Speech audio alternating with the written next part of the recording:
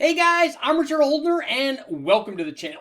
Today we're going to take a look at what camshafts I would pick for a daily driver truck. And as we'll see, it depends on which engine we have. I'm going to pick a different cam for the 4.8, the 5.3, and the 6-liter. Let's check it out. So let's start off with a comparison between what camshaft I would pick for the 5.3 liter versus the larger 6-liter if I were picking truck cams for them. And we're also going to throw in there a little bit about the 4.8 too, because even that one would be a little bit different actually than the 5.3 or the 6.0, which those two I would also pick different cams. But we're going to start out with the 5.3, and this is basically a stock 5.3 with the stock 5.3 camshaft. And it was run actually by the guys at Tooley Racing, but I have very similar results. This one had a Trailblazer SS intake manifold on it, had long tube headers, and the way that they run it on the dyno is comparable to the way the stuff that we run at West Tech too. So this thing, when it was in stock trim with this stock camshaft, they call it a DOD delete because this was originally a Gen 4 motor.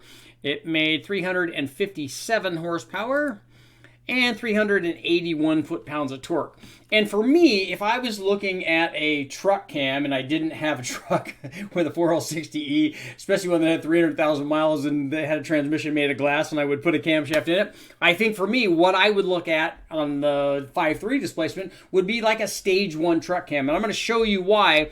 And please note that this is based solely on dyno results that I get and not on the fact that, we're going to take a look at a little bit of what would go on for drivability and things, but obviously we can't do that totally on the engine dyno. But stick with me, we're going to get to some good stuff here. So let's take a look first at what I would do with a stage 1 camshaft. So we look at our 5.3. This was a Gen 4 5.3. It had 243 heads on it. And it made 357 horsepower when it was stock. And then once we put the stage 1 truck camshaft in it, it made 397. So it picked up 40 horsepower, which obviously 40 horsepower is 40 horsepower better than it was. And we see a little bit of a gain in power through a lot of the curve, at least from about 2,700 on up.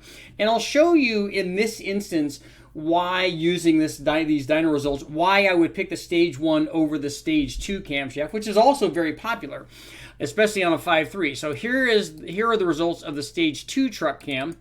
And for me, you can see the stage 2 made a little bit more. It made 404 horsepower.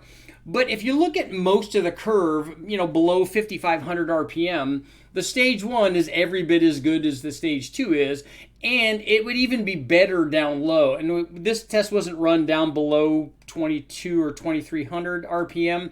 So I'm thinking down at 2,000 or so, and idle quality and the need for a torque converter. For me, the stage 2 cam does not add enough power on the big end to offset what I would think certainly would be a change in power down low, and then also the associated idle and drivability and potential need for a converter with a stage 2 truck cam. Now, I want to talk a little bit about, we're going to go back to the 4.8 now, and even though we ran all this stuff on a 5.3, I'm going to show you what happens when we run the camshaft that I would probably pick for a 4.8, and I'll be able to show you why. So this is the torque cam from Tooley Racing, and you can see that it makes almost as much power up here at the top. I'll go ahead and zoom in so you guys can kind of see, and then we'll zoom back out. So if we zoom in here, we can see the purple and the green is the stage 1 versus the torque cam. The torque cam almost does what the stage 1 does up at the top. So it almost makes that power. But I'm going to zoom back out here. And if we see the purple compared to the green, the purple is better basically from 4,800 all the way down to the starting point. So for low speed power, in fact for power all the way up to 5,000 RPM, even on a 5.3, the torque cam really is the better choice because it does what the stage 1 does out at the top. It just does everything better down low. And for a 4.8, this would be way more important. So for a 4.8, I don't even know if I would pick a stage 1 truck cam. I think if I was doing it as a daily driver and not something that I was racing around, if I was doing it something as a daily driver that I just wanted more performance out of, I think I would opt for the torque cam for the smaller 4.8 liter because it makes more low speed power. Now obviously the other answer for all of this stuff is, and we're going to show you why, is if we just pick the truck NORRIS cam.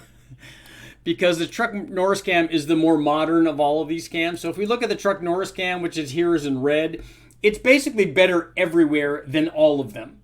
So it has more top end than even the stage 2 cam. It has more average power than the stage 1, stage 2, or the torque cam, and even has, even way down low, has low speed torque that is as good or better than the torque cam is.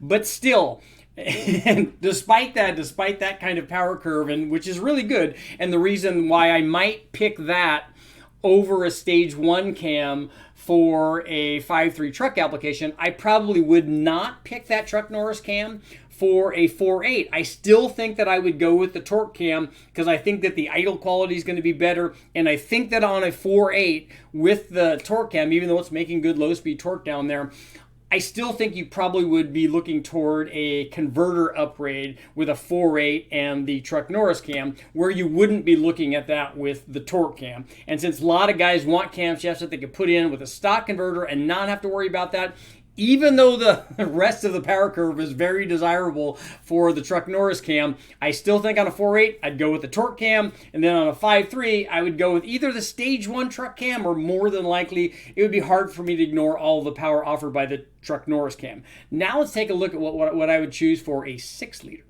Now that we've taken a look at selections for the smaller 4.8 and the 5.3, let's take a look at a 6-liter. This one was actually an LY6 that I had taken the VVT cam out. It still had the rec port heads. We put valve springs in it, and we ran it with a stock 6-liter cam. We ran it with the stock LY6 intake manifold, meaning the truck version basically of the LS3, a manual throttle body. It had 1 7/8 long tube headers with collector extensions, which, had I thought about it for this kind of camshaft, I probably would have run smaller headers and or a complete exhaust system, at least very long extensions with mufflers, and I think we would have shown a little bit better about what was happening at the very beginning of this power curve. But hey, you live and learn. But this was our 6-liter run with the stock camshaft, and it produced 443 horsepower and 467 foot-pounds. But this, on the 6-liter, is why I think I might step up to the stage 2 cam past the stage 1 on the larger 6-liter. So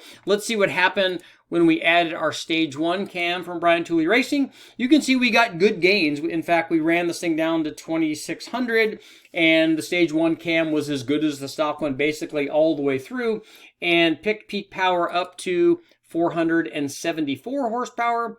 Peak torque was up to 479. And remember, when the torque is higher than the horsepower, that's still a fairly mild camshaft, and the stage 1 truck cam in a 6-liter would be considered a fairly mild camshaft. But here, and although I like the gains, and I like that there was consistent gains basically all the way through the curve, and even more on the top, I like the fact that what the stage 2 cam does over the stage 1 with not really without a big trade-off down low, and I'll show you what I mean. Here is our stage 2 cam, and you can see the stage 2 cam and the stage 1 cam from 3,000 RPM were identical up to about 4,100 RPM, and then the stage 2 cam started to pull away. But unlike on the 5.3, the stage 2 cam on the 6-liter offered some pretty significant gains from 5,000 out to 6,500. And again, on a truck application, you'd have to do some tuning and take the rev limiters off and do all that stuff to get the thing to shift up there to take advantage of that. But I like the fact that the stage 2 on the 6-liter definitely offers a lot more power. And equipped with the stage 2, peak power was up to 494 horsepower. Peak torque didn't change a lot, but it kind of shifted over a little bit. But we were up to 483 foot-pounds of torque. It's interesting to note, now with the stage 2, we're making more horsepower than torque. But with the stage 1, we were making more torque than horsepower, which shows you kind of what's happening when we step up to that stage 2 cam.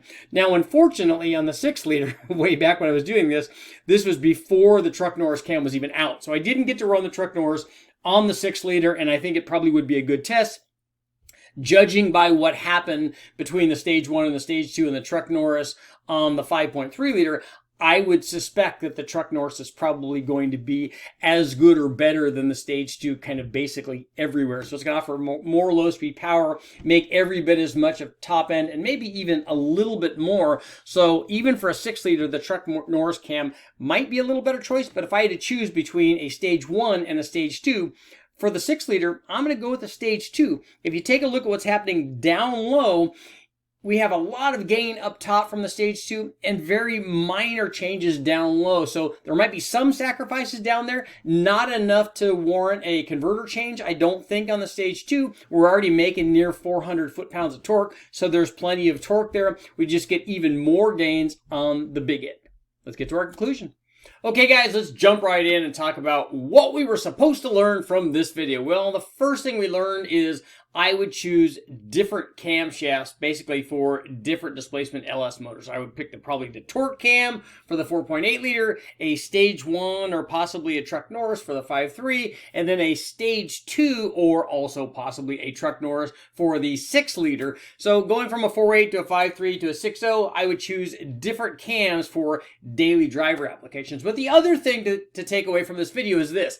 What you pick for your combination is entirely up to you. Obviously, the camshaft that I want, that others want, that might not be what you want. You might be a stage 3 or 4 or 5 or 10 guy. So if you want that kind of camshaft and you're willing to put up with the things that go along with and are associated with that camshaft, like the need for a converter and the idle quality and things like that, if that's for you, pick the cam that you want. I'm Richard Holder. Make sure to like, share, subscribe, ring the bell, do all that stuff. I'll keep testing.